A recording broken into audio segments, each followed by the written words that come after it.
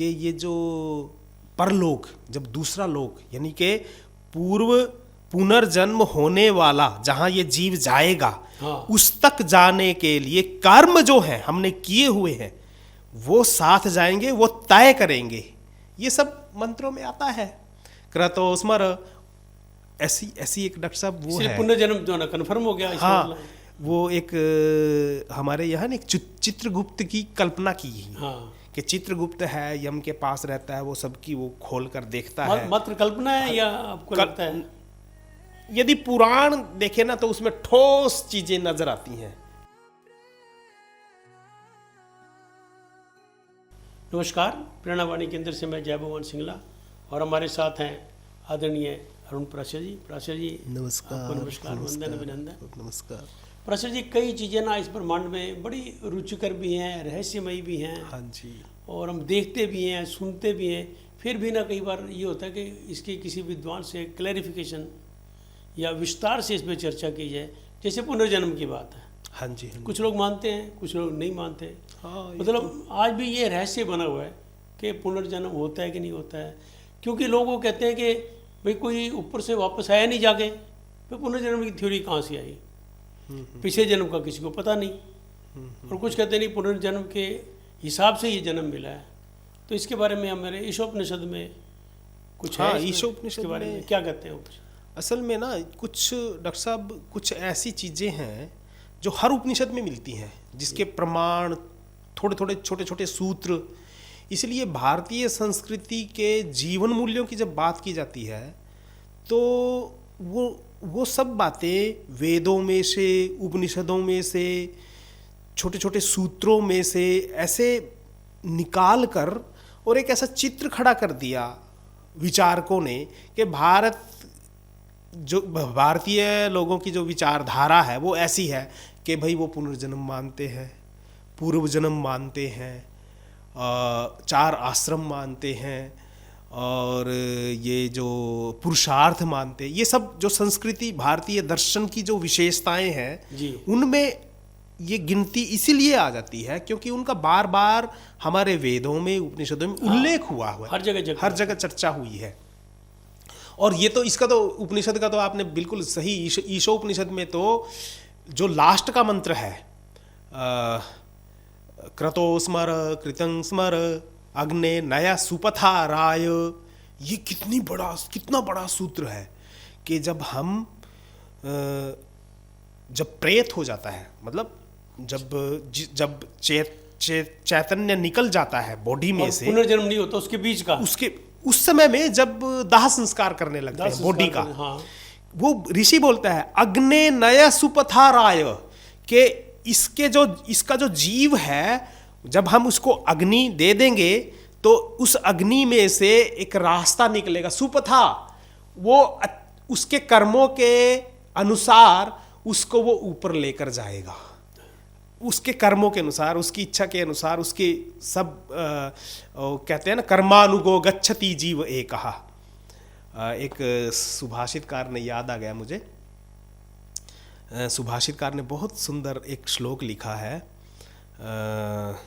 भार्या गृह द्वारे जनः श्मशाने परलोक मार्गे कर्मानुगो गच्छति जीव एकहा। ये उसके कुछ शब्द ऐसे हैं कि ये जो परलोक, जब दूसरा लोक यानी कि पूर्व पुनर्जन्म होने वाला जहाँ ये जीव जाएगा, हाँ। उस तक जाने के लिए कर्म जो है हमने किए हुए हैं वो साथ जाएंगे, वो तय करेंगे। ये सब मंत्रों में आता है।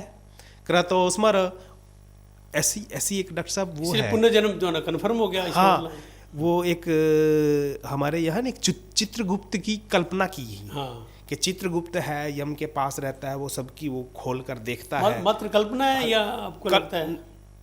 यदि पुराण देखे ना तो उसमें ठोस चीजें नजर आती हैं कि ऐसे ऐसे करके है, पर वो कहाँ से बनी उसके सूत्र हमारे उपनिषदों में है।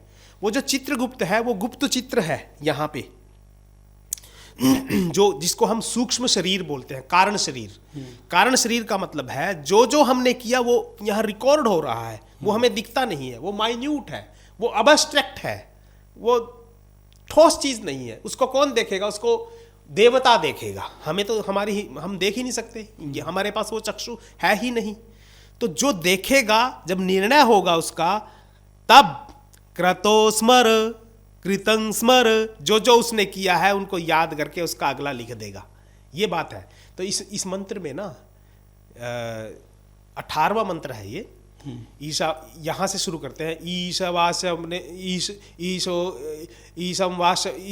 वाशम इदम सर्वम यत्किंचित् जगत्यां जगत्तेन त्यक्तेन भुञ्जिधामाग्रदः कसस्विदं कुर्वन्नेवेह कर्माणि जिजीविषे चतं समाः एवं त्वैनान्यथे तोस्ति ना कर्म लिप्यते नरे। ये हम पीछे करके आए बातचीत। फिर आगे जब बढ़ते रहेंगे, क्रतो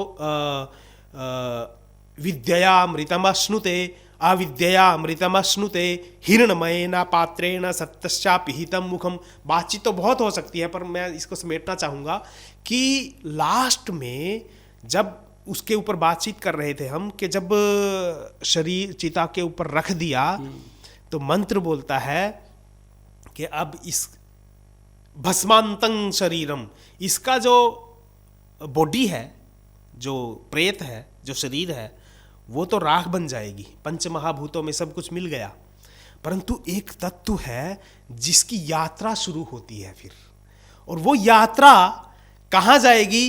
वो परलोक तक जाएगी। परलोक। और वो फिर अगला जन्म उस यात्रा में जो पाथेय लेकर गया था वो उसके साथ रहेगी। ऐसा नहीं है कि वो जन्म के पीछे छोड़ दिया, वो रहेंगी और तब तक रहेंगी जब तक उसको मोक्ष नहीं मिलता।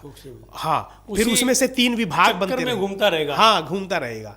और उसके मन में वो 3 लाख योनि। हाँ, फ्रायड जो बात करता है ना, उसकी गेमन, यानी कि जो अनकॉन्शियस माइंड है, एक कॉन्शियस माइंड, एक सबकॉन्शियस माइंड, एक अनकॉन्शियस माइंड। जो सबकॉन्शियस माइंड है उसके अंदर सारी चीजें ये स्टोर हो जाती हैं। और वो, मैंने ये शरीर जी लिया, शरीर भस्मांतं शरीरम, हो गया भस्म, राख बन गई, परंतु मन के साथ 24 तत्व सूक्ष्म रूप से, और उन्हीं में है वो जो प्रायड ने अनकॉन्शियस सबकॉन्शियस की बात करी, वो प्रायड ने तो नहीं करी, पर हमने उसका अर्थ इस तरीके से हमारे विचारकों ने निकाला कि 3 हिस्से हैं माइंड के, पर एक जब मैं जागृत हूं तो वो कॉन्शियस है, हाँ, और जब मैं सो रहा हूं या मेरे जो सुप्त पड़े हैं संस्कार, तब अनकॉन्शियस है।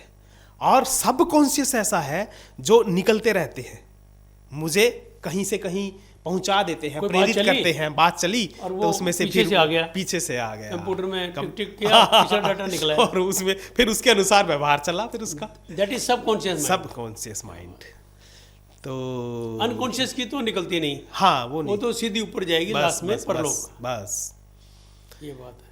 तो ईशोपनिषद के ऊपर बहुत, मतलब ऐसी आजकल के जो साहित्यकार हैं इसको अच्छी कविता बोलते हैं कि इतनी सुंदर कविता है, कितनी बार गाओ। एक इसमें गाते हुए ये आता है कि अपना कबीर मनीषी परिभू स्वयंभूर याथा तथ्योर्थान वेदा शाश्वतीभ्यः समाभ्यः अंधं तमः प्रविशन्ति ये अविद्याम् उपासते ततो भूय इव ते तमो य विद्यायां रताः अन्यदेवाहुर्विद्यया अन्यदाहुर्विद्यया इति शुश्रुम धीराणां येनस्तद्विचक्षिरे विद्यांच यस्तद्वेदो भयं सः विद्यां मृत्युं तीर्त्वा विद्ययामृतमश्नुते अंधं तमः प्रविशन्ति ये असंभूतिम् उपासते ततो भूय इव ते तमो य संभूत्यां रताः अन्यदेवाहुर्संभवात् अन्यदाहुर्संभवात् इति शुश्रुम धीराणां येनस्तद्विचक्षिरे संभूतिञ्च विनाशञ्च यस्तद्वेदो भयं सः विनाशेन मृत्युं तीर्त्वा संभूत्यामृतमश्नुते। ये मतलब कितनी अच्छी कविता, कैसे ऐसे शब्द हैं, एक शब्द उसका जिसको कहे ना विपरीतार्थक बन जाता है अगली पंक्ति में। मतलब इसके ऊपर ऐसा कोई विचारक भाष्यकार नहीं होगा कि जो वेदों और उपनिषदों के ऊपर कर रहा है और ईशोपनिषद को छोड़ दे। इसको जो भी पढ़ेगा वो मोहित हो ही जाता है, इतना सुंदर उपनिषद है ईशोपनिषद। बहुत सुंदर। वैसे सचमुच आप बहुत विद्वान हो। अरे रे पता नहीं कितने हजारों मंत्र आपको कंठस्थ हैं। मैं तो देख के ना सच्ची मेरी आत्मा प्रसन्न हो जाती है। मैं मानता हूँ कि मैं भाग्यशाली हूँ कि आपके दर्शन हुए हमें और आपका सहयोग मिला, सानिध्य हमें हर तरह से मार्गदर्शन मिल रहा है। आपका बहुत बहुत धन्यवाद। धन्यवाद।